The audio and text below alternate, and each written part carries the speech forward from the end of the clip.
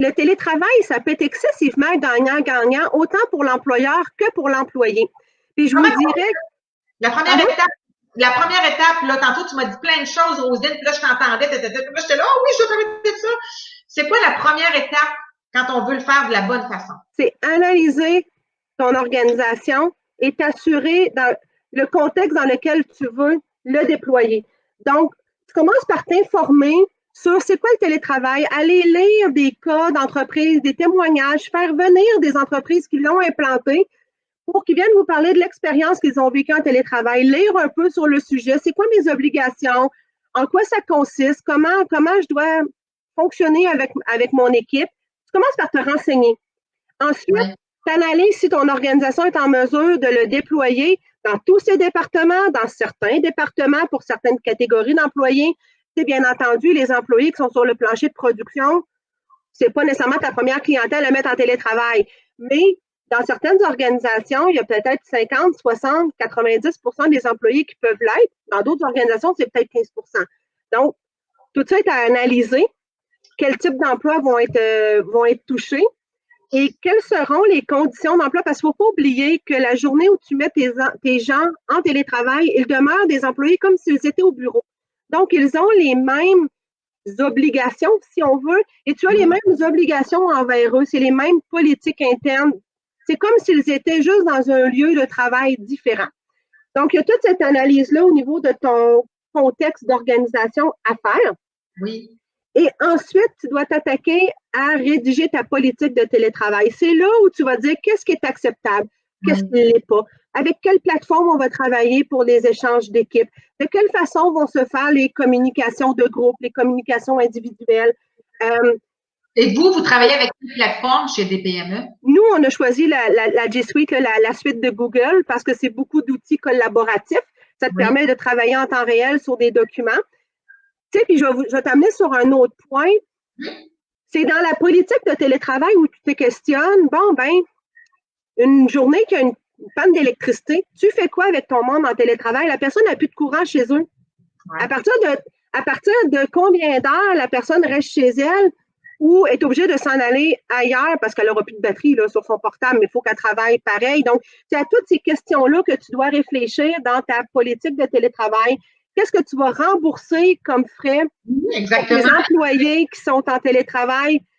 Parce que c'est pas défini, tu n'as pas d'obligation formelle, fait qu'il faut vraiment. Fait que côté finance, il n'y a pas de règles préétablies, c'est différent d'une entreprise à une autre. Certains, ben, en principe, vous devez fournir le matériel, l'ordinateur, vous Oui, aussi. on fournit l'ordinateur. Nous, on avait choisi de fournir ce qui était comme le non consommable, donc le portable, le deuxième écran,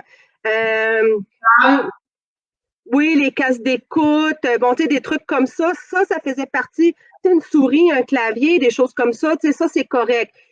Mais je ne vais pas te fournir du papier parce que tu imprimes, parce que tu peux toujours revenir au bureau, faire tes impressions de masse.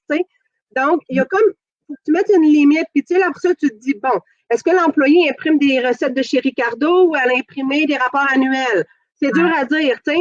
Donc, à un moment donné, il faut que tu tranches. Faut que tu tranches, mais nous, chaque personne qui entre chez des PME, on a une trousse du télétravailleur. La personne indique qu'est-ce qu'on lui a remis comme matériel quand on est parti en télétravail. Et c'est Oui. bon pour chaque nouvel employé qui entre.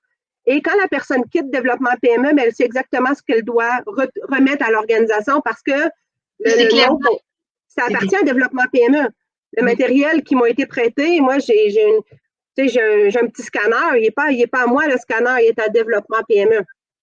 Et tout ce qui s'appelle chaise, ergonomie, assurance, CNE, tu sais, tu me parlais là, de la CNSST, là, ça c'est intéressant, je veux que tu m'en Ben, parles. il ne faut pas oublier, ça, tout ça vient dans la préparation de ton déploiement de télétravail. Nous, chez Développement PME, on a pris l'initiative de faire venir un ergonome qui a donné une formation sur l'ergonomie à tous les employés qui étaient en poste à ce moment-là et avec un checklist sur les points d'ergonomie à respecter en télétravail. Parce qu'il ne faut pas oublier, je vous l'ai dit tantôt, le télétravailleur qui est chez lui, c'est comme s'il était sur son lieu de travail. C'est régi par la CNESST.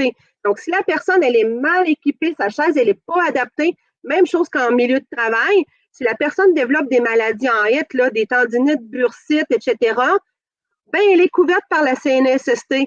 Puis ça peut aller jusqu'à si l'employé, son lieu où est-ce qu'il travaille, il n'est pas sécuritaire, disons que, je ne sais pas, moi, il faudrait qu'il monte par une échelle là, pour se rendre au 2e étage. Ben, s'il déboule, il est sur son lieu de travail. C'est comme s'il avait déboulé les escaliers au travail.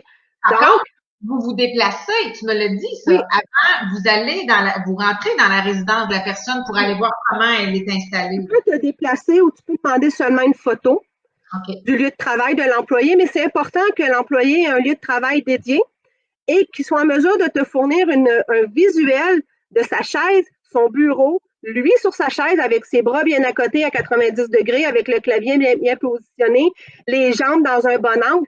Après ça, une fois que tu t'es assuré que ton employé il avait un espace dédié, ergonomique, si après ça, l'employé décide d'aller travailler sur sa table de cuisine, couché dans son lit ou assis devant la télé, c'est plus du ressort de l'employeur. Parce qu'il avait un endroit que toi, tu as inspecté, on va le dire entre guillemets, là. Oui. Après ça, là, s'il décide de travailler ailleurs, c'est son problème à lui, là. J'ai une question concernant aussi une personne qui travaille de chez elle, elle peut avoir un retour au niveau de ses impôts, ça peut être un avantage fiscal. Il y a effectivement des avantages. Tu peux déclarer une partie de ce que tu as consommé, de tes dépenses comme télétravailleur, partie de ta maison qui peut être aussi là ou de ton appartement, là, peu importe là. Qui est à peu près la superficie de ton bureau. Je n'irai pas dans les règles du pourcentage puis tout ça, je n'irai pas jusque-là, je ne suis pas fiscaliste puis je ne fais pas mes impôts, mais quelqu'un d'autre qui est fait pour moi. Mais ce que je sais, c'est qu'il y a des dépenses qui sont admissibles, puis ça peut devenir intéressant. Puis c'est intéressant pour l'employé parce que ça diminue, il y a beaucoup de dépenses qui diminuent, l'essence, tes assurances auto aussi peuvent diminuer. Il y a certaines dépenses qui sont admissibles, moins de café sur la route, des choses comme ça. Tu gagnes énormément en temps aussi parce que l'heure et demie que tu passes sur la route, ben là, tu ne le passes plus sur la route. Puis pour l'employeur, c'est intéressant aussi parce que qui dit employé en télétravail dit aussi moins d'espace de bureau à occuper, moins de loyer. Nous, ça a été un des points névralgiques quand on a fait le passage en télétravail. Il fallait qu'on diminue nos frais d'opération. Au bas mot, il fallait qu'on coupe dans nos frais d'opération et nos employés voulaient davantage de mesures au niveau de la conciliation travail-vie personnelle. Fait que nous, il y a eu un alliage des deux, mais c'est sûr que de diminuer notre pied carré de la moitié du pied carré, si ce n'est pas plus, ça a eu un impact majeur au niveau de nos coûts. Au niveau de l'attraction de la main-d'œuvre aussi, ça, je veux lancer ce message-là aux gestionnaires, aux employeurs. Tu n'as plus de limite géographique à partir du moment où tu as du personnel en télétravail. Je ne dis pas des embauchés dans un autre pays, là.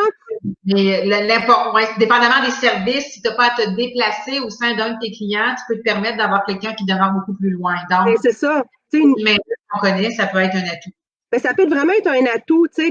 Quand ton entreprise est à Sainte-Marie, ben, exiger que les gens partent, par exemple, de Québec ou d'ailleurs pour descendre tous les jours à Sainte-Marie, c'est peut-être beaucoup. Si tu leur dis, mais 3 jours semaine, tu es en télétravail, tu te déplaces 2 jours, je vais peut-être le faire, finalement.